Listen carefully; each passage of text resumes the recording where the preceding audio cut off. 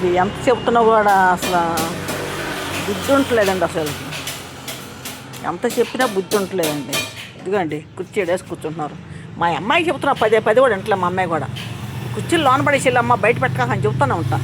ఆడ కుర్చీ అండి, ఆ కొట్టుకు ఆడ కుర్చీ తీసుకొచ్చి అక్కడ పెడతారండి. ఇక్కడ పెడతారు, కూర్చొని తాగుతూ ఉంటారు వీళ్ళు. చూడండి ఉమ్ములు ఊసి వాళ్ళు పీరియడ్లు తాగుతున్నారు, ఉమ్ములు వస్తున్నారు.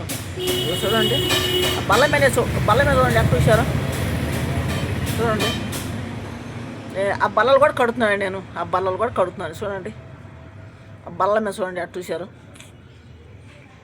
ఏంటంటే రోజు ఈ బాధ నాకు అసలు. నేను ఈ బల్ల కూడా కడుతున్నాను, నేను బల్ల కూడా కడుతున్నా. బల్ల కూడా మా 2 సార్లు అట్ట చేశానండి, మా బల్ల కూడా కడిగా. అసలు ఉమ్ములండి ఆ సాయం కూసి పెడుతున్నారు అమ్ములు. అది చూడండి, అది చూడండి చూడండి బల్ల. ఏడ కుర్చీ వేసుకొని కూర్చుంటున్నారు, ఎలా వస్తున్నారు. నాకు ఏం అసలు అర్థం కావట్లేదు, ఎందుకు చేస్తున్నారో వీళ్ళు అర్థం కావట్లేదు. ఇది వస్తాడంటే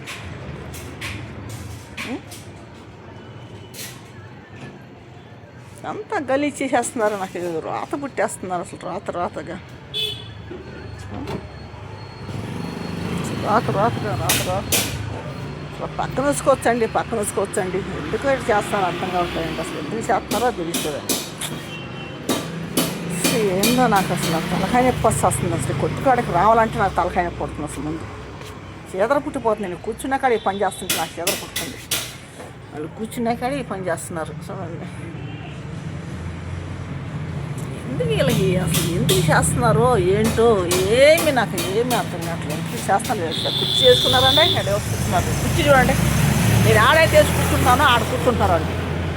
నేను ఆడైతే వేసి కూర్చుంటాను. అది చూడండి, ఇది కొట్టు.